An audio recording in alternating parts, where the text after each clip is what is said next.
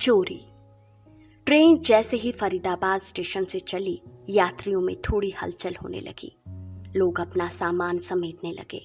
Safety chain खोलना, जूते पहन लेना, सामान बर्थ के नीचे से निकाल कर एकत्रित करना, हुक पर टंगे हुए सामान को अपने सामने रख लेना इत्यादि काम किए जाने लगे। और जैसे ही ट्रेन धड़धड़ाती हुई ओखला स्टेशन से आगे निजामुद्दीन स्टेशन की ओर बढ़ी तो यात्रियों ने धीरे धीरे सामान दरवाजे के पास रखना शुरू कर दिया।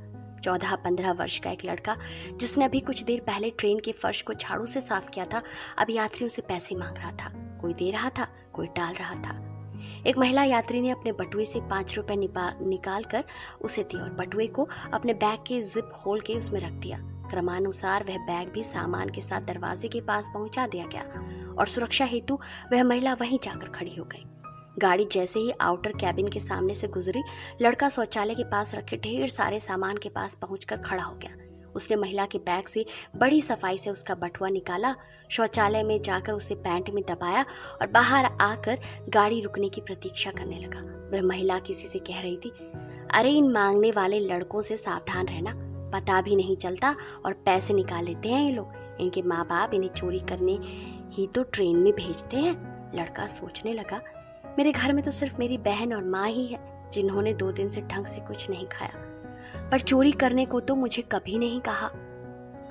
उसने बटुए को पैंट में दबाते हुए देखा था कि उसमें 2000 और 500 के काफी नोट रखे थे। उसने सोचा, इन पैसों से तो रघु काका को खाने के पैसे, बहन की किताब, माँ के लिए कपड़े और ना जाने क्या क्या कर सकूंगा मैं। तभी ट्रेन प्लेटफॉर्म पर रुकी और वह दूसरी तरफ का दरवाजा खोल के पटरी पर उतर गया।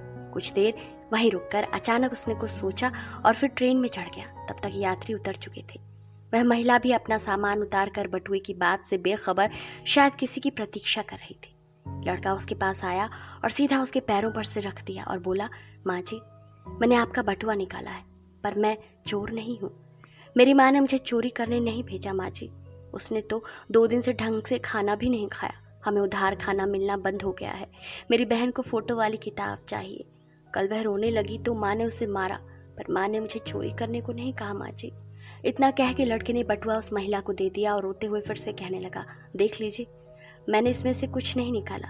मैं चोर नहीं, मैंने चोरी नहीं की। महिला स्तब्ध रह गई। बटुआ हाथ में पकड़े वह तय नहीं कर पा रही थी कि उस लड़के की ईमानदारी दिखाने के लिए छोड़ दे या बटुआ निकालने के लिए पुलिस में दे दे। लड़का भी हाथ जोड़े वहां खड़ा था, यह कहते हुए कि मैं चोर नहीं, माँ ने मुझे चोरी करने को नहीं कहा, मैंने चोरी नहीं की।